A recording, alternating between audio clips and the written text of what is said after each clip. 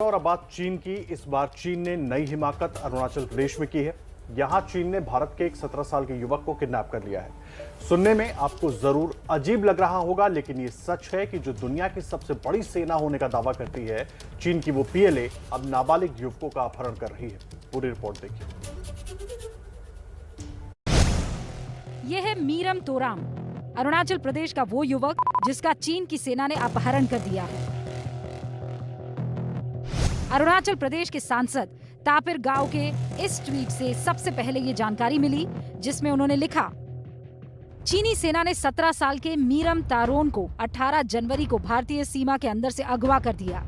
चीन ने भारत के अंदर अपनी 3 से 4 किलोमीटर रोड 2018 में बनाई थी। उसका दोस्त पीएलए के चंगुल से भागकर आया और फिर उसने जानकारी दी। सरकार की सभी एजेंसियों से गुजारिश है कि वो जल्द रिहाई की कोशिश करें। इस अपहरण कांड ने भारत चीन के कूटनीतिक संबंधों में एक बार फिर से खटास पैदा कर दी है। विपक्ष को भी भारत सरकार पर निशाना साधने का मौका मिल गया। राहुल गांधी ने ट्वीट किया, गणतंत्र दिवस से कुछ दिन पहले भारत के एक भाग्य विधाता का चीन ने अपहरण किया है। हम मीराम तारोन के परिवार के साथ हैं और उम्मीद नहीं छोड़ेंगे, हार नहीं मानेंगे। पीएम की बुज़दिल चुप्पी ही उनका बयान है, उन्हें फर्क नहीं पड़ता। राहुल गांधी जी कहाँ से ट्वीट कर रहे हैं मुझे लोकेशन नहीं मालूम है। राहुल जी को, अपने सैनिकों को, अपने प्रधानमंत्री को, अपने रक्षा मंत्रालय को बुज़दिल नहीं मानना चाहिए। भारत सरकार को तुरंत चीन से बात करनी चाहिए। जो वहाँ पे बॉर्डर पे कमांडर्स हैं उनको पीएलए से बात करनी चाहिए, और ये जो युवक को का अपहरण किया है, उसको अगवा किया है चीन ने, उसको वापस लेके आया जाना चाहिए। इसके ऊपर संसद में विस्तृत चर्चा होनी चाहिए। चीनी सेना द्वारा बंधक बनाए गए भारतीय युवक को सुरक्षित वापस लाने के लिए भारतीय सेना ने प्रयास शुरू कर दिए हैं। अरुणाचल प्रदेश स्थित सेना की लोकल फॉर्मेशन ने चीनी पीएलए के साथ हॉटलाइन संपर्क स्थापित कर उस युवक का पता लगाकर उसे सुरक्षित वापस सौंपने को कहा है।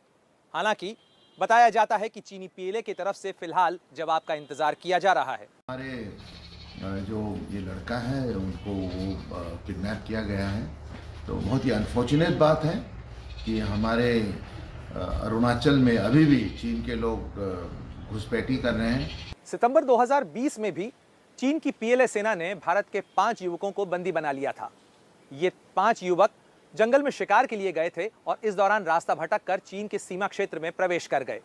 उसके बाद भारतीय सेना के प्रयासों से इन 5 युवकों को वापस लौटाया गया। दरअसल भारत और चीन की सीमा के बहुत बड़े हिस्से पर किसी तरीके की तारबंदी नहीं है, और यही वजह है कि कई बार इस इलाके में जाने वाले नागरिक रास्ता भटक कर एक दूसरे के इलाके में पहुंच जाते हैं।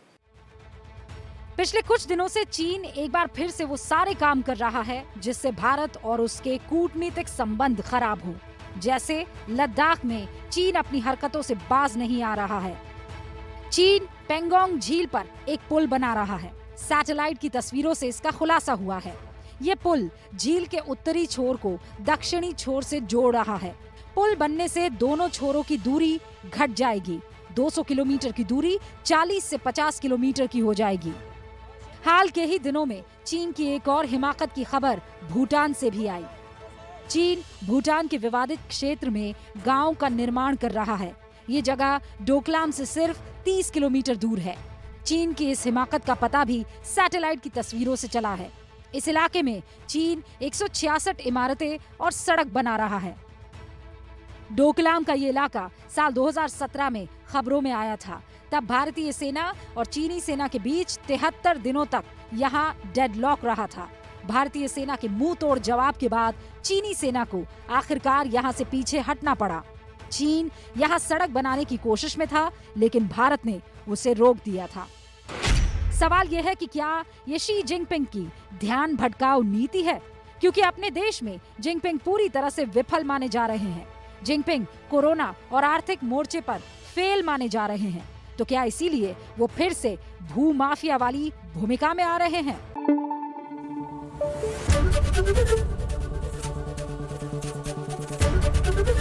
एबीपी न्यूज आपको रखे आगे।